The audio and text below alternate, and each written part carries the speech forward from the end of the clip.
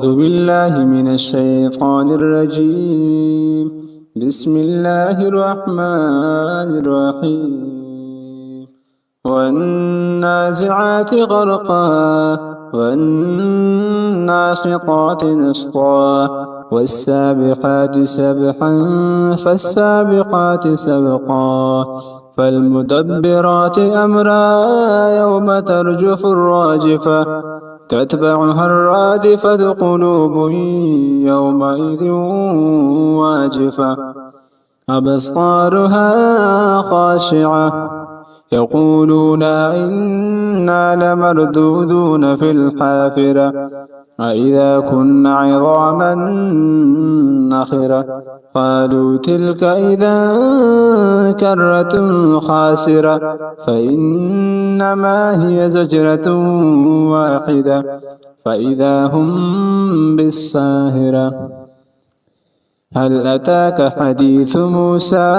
إذ ناداه ربه بالوادي المقدس طوى اذهب إلى فرعون إنه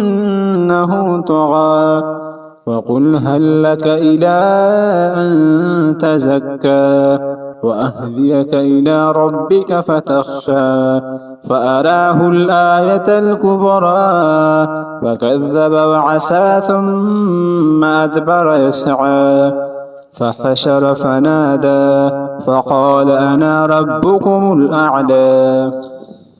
فأخذه الله نكال الآخرة والأولى إن في ذلك لعبرة لمن يخشى أأنتم أشد خلقا أم السماء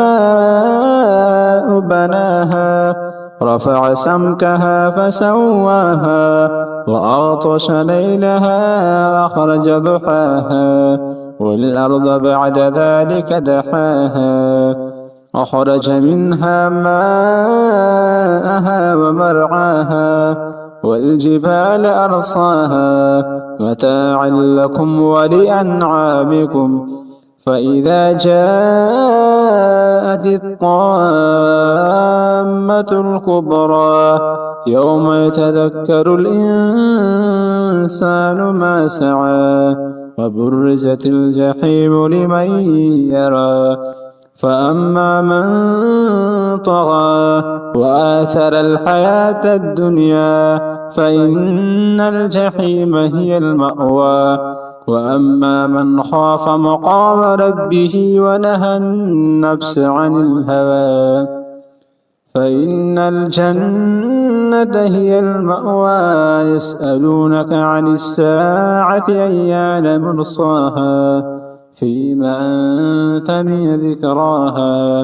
إلى ربك منتهاها